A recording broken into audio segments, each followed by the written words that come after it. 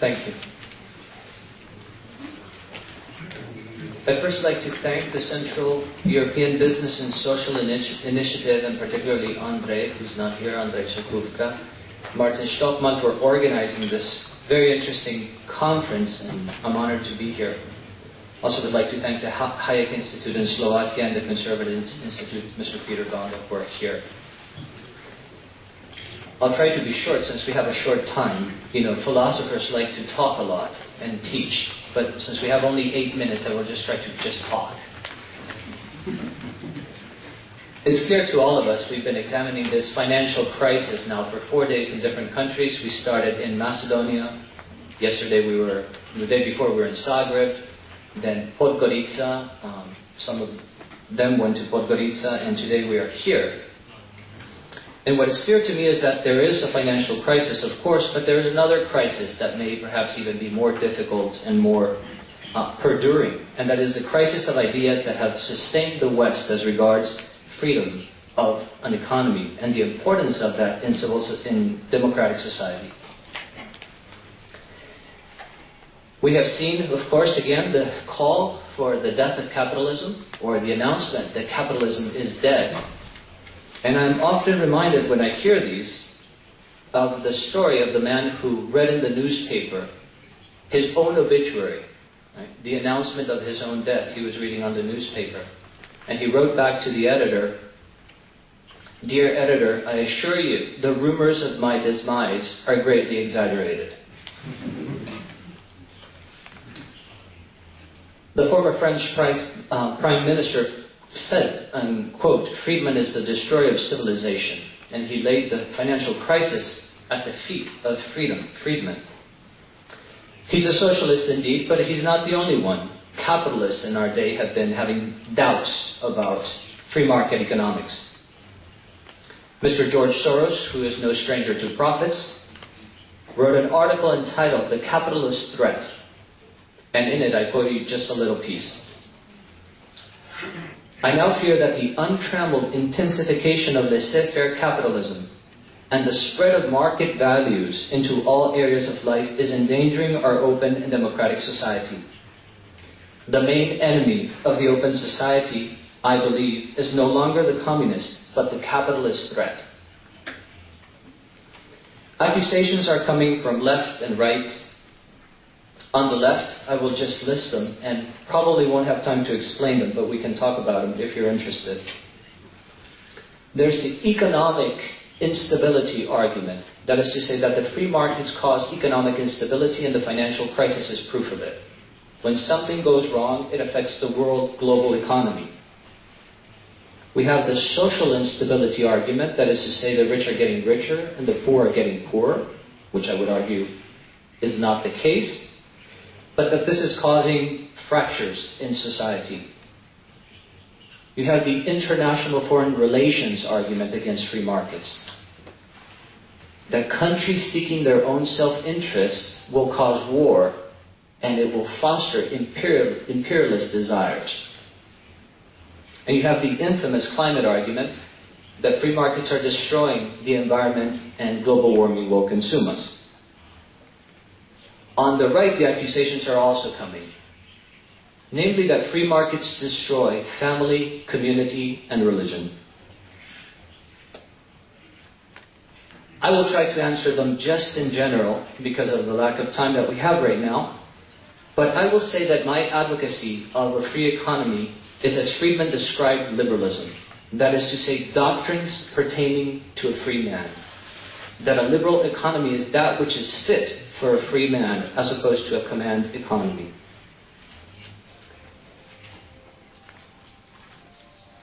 The interesting thing about all these attacks is that these are no longer the economic efficiency argument that Dr. Greg was discussing. I think the argument about who delivers better and most efficiently has been won by capitalism. Notice the arguments now are of a moral tenure, right? They're value-charged arguments. This is not good for society. So it's important to try to get an idea, because I see that socialism and the ideas of socialism keep on recurring everywhere I go. And the theoretical understanding of the problem is now very clear. I was at a dinner in Zagreb And I was sitting next to an attaché of an embassy, I won't mention which one. And I said, it seems to me in your country you're quite comfortable with a great role for government in the economy and other affairs. And in the United States we tend to be more concerned with freedom of the individual. And this woman said to me, you don't understand, we really believe in freedom of the individual. This is one of our highest values.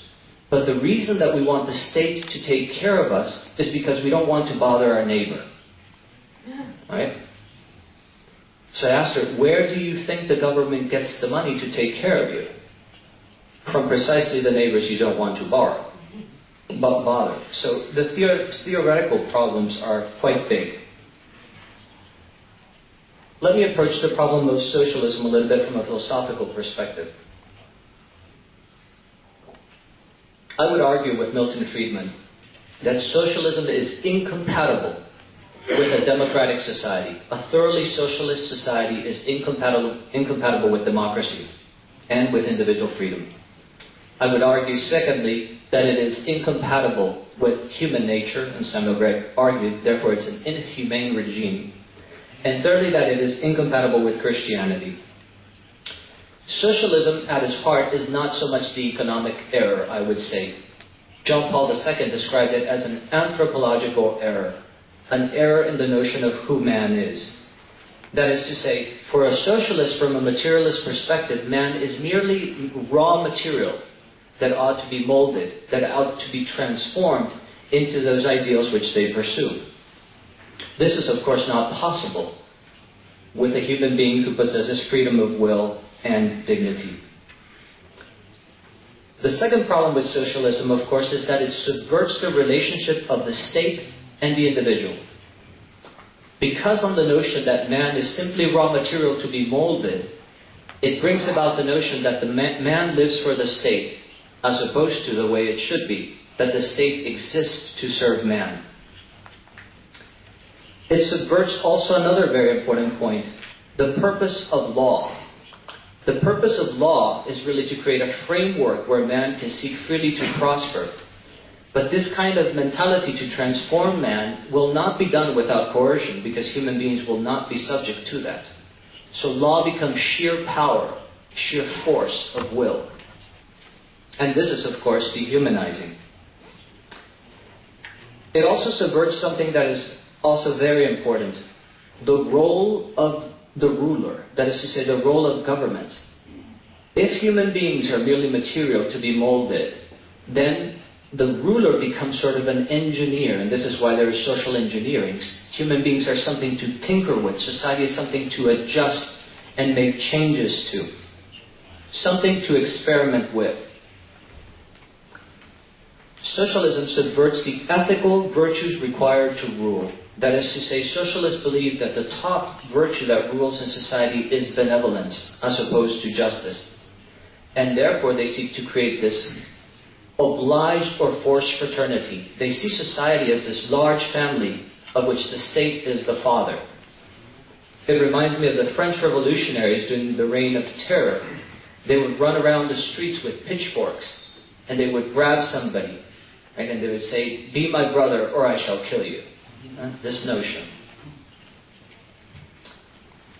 Finally, it subverts the intermediate structures, those structures that we have already discussed a little bit in trying to create a society that will never be equal, egalitarian society. They are utopian because this is not possible. It will not be found anywhere. Some people think these utopians have disappeared, but some of you may be aware of Muhammad Yunus, for example, Nobel laureate, very famous. He claims that we will build museums of poverty around the world to let future generations know what poverty was like, because poverty will be completely eradicated from the world. It is good to remember here that our Lord reminded us that the poor would always be with us, and our job is to alleviate poverty, not to eradicate it. Now, I think I have a couple of minutes.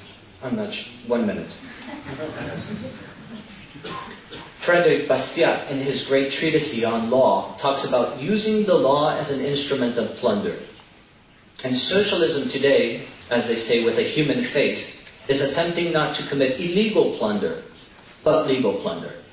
but it is the same thing, the manipulation of the law to redistribute unjustly and not take away from those who have a rightful proprietorship of their labor.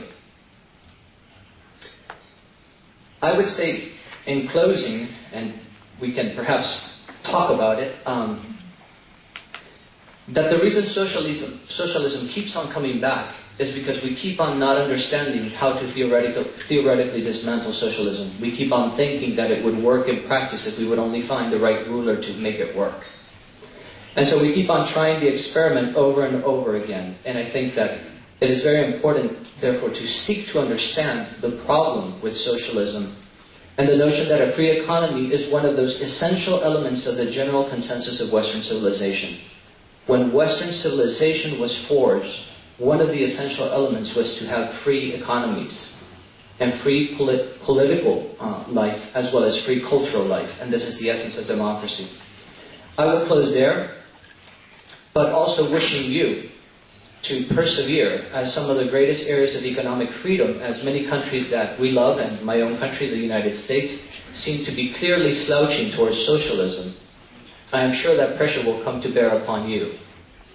And we can only hope that you will stand up to the pressure and keep the freedom for which your fathers and grandfathers fought, that you could be here today. Thank you.